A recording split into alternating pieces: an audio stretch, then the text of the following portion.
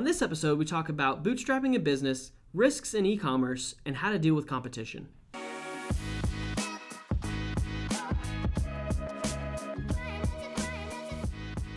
everybody, welcome to episode 44 of the AskEngine show. I am flying solo today, so we're going to go ahead and bang out a quick episode. I hope everybody's weekend was fantastic and you had a good Monday since you'll be seeing this Tuesday.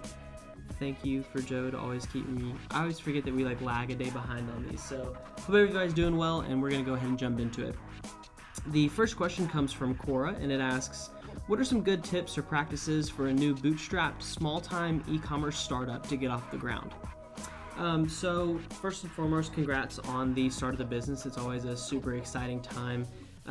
Good tips or practices. So the first thing that you need to understand and that you need to be doing, and it's e-commerce startup, so it's a very broad question, but the first thing you really need to focus on is product market fit. So who are you serving, why are you serving them, and what would make someone purchase from you as opposed to any other company who's in the space that you're in.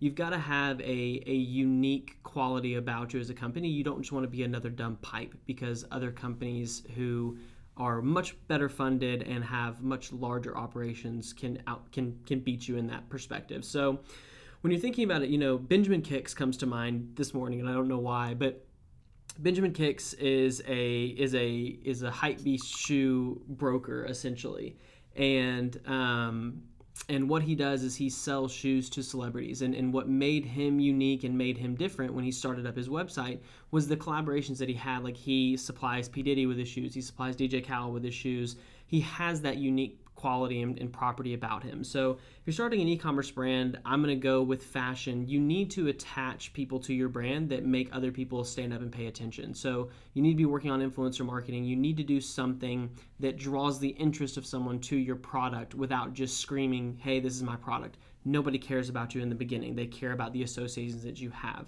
So that's one tip. Second is know what you can spend to acquire a customer. Guys, e-commerce companies have to be data-driven. You have to know your numbers. You have to understand what traffic sources are working well for you, what's not, and that requires a little bit of testing. But the number one thing that I see in e-commerce companies when we talk to them, audit them, anything like that, when I was running my agencies, a lot of e-commerce companies don't know what they can spend to acquire a customer because they don't know the core metrics that matter most to their company. So you need to know what your conversion rate is on your website. You need to know what your average order value is. You need to know the price that you can spend to acquire someone per product if you're running PPC, or per average order value, and the margins that you have based on top of that. You need to know your fulfillment costs. You need to know your cost of goods sold. All of these numbers you have to be able to spit off the top of your head, because if you don't know that, you don't know your company. So I hope those are a few tips and tricks that you can use to help you with your company. Good luck. Second question is, what are the different risks in e-commerce? Risks in e-commerce, there's a ton. I mean, it's like asking what different risks you have in business. The number one and two things I can think of is are you selling a commoditized product? And if you are, you're always going to run the risk of someone to come and do it better than you, execute better than you, or sell it for cheaper, which is why you need to create a brand, which is why you need to go back through the 41 episodes of this show and listen to what we talk about branding, things of that nature. Second risks in e-commerce is inventory management when it comes to or I should take it a little bit wider, it's cash flow. You can be selling the pants off of an item, but you don't have cash to run the business because it's either caught up in your payment process or it's caught up in inventory. Cash management is massive in an e-commerce company. You've got to be able to have cash, or you're going to not be able to fulfill orders, not be able to pay people, things of that nature. So being very aware of your cash flow, structuring it in a way that you maintain liquidity even through large inventory purchases, things of that nature, that's another risk. And then thirdly, your good technology stack. So an e-commerce company is only as good as the tech stack that's behind it. You need to have a solid either website provider, things of that nature. You need to have guaranteed uptime.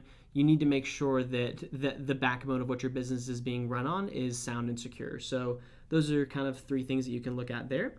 And we have last question, and I really enjoyed this one. It comes from Reddit, and it asks, is a smaller slice of the pie with a big competitor worth it? To give some context on this, he's been offering his service to students at his school, and there is a much larger company that can come in and squash him. And so he's asking, is it worth trying to build a business where there's lots of competition in the space? Look, unless you're, Peter Thiel talks about in 0 to 1 starting a business that no one else is starting. So what's the belief that you have that is rare, that no one else agrees with, or that 99% of the market disagrees with you with? If you're starting a business like that, you're not going to have competition, which is great, but it's not realistic unless you're one of these very extraordinary people. And if you are, I don't think that you're asking this question. Not to razz you, so hopefully that wasn't too mean. So yes, it's worth starting out in a competitive market. But you've got to think of it in a different way. You've got to think about, how do you own a sub niche of that market? How do you serve a small market very well and allow it to grow naturally? Everybody looks at Amazon today. Amazon was a bookstore. I mean, they were the largest bookstore. And yes, Jeff Bezos had the dream of selling everything to everyone, but he started owning a single market. He was competing against eBay. He was competing against these larger companies. When he started, he was competing against Barnes & Noble. Barnes & Noble filed a lawsuit against Amazon 3 days before they IPO'd, saying that it was wrong of Amazon to call them a bookstore, because they were not a bookstore. They were a book broker. So when you're starting somewhere that has a big competitor in the space, find out who they're not serving well and how you can serve them better, and then allow it to grow naturally. So to answer your question, yes, it's worth it as long as you have a unique portion of the market that you can serve better than anybody else. And by better, it needs to be an order of magnitude better. It needs to be 10x better. So you're not just coming in and serving someone a little bit better. They need to desperately want your service or your product, whatever that be. But yeah, totally worth it. You're not going to find a industry worth being in that doesn't have competition. So you can do that. Question of the day.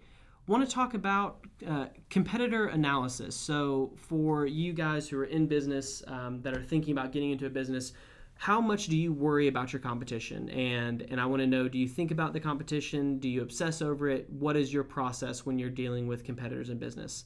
Thank you all for watching, and we will see you tomorrow.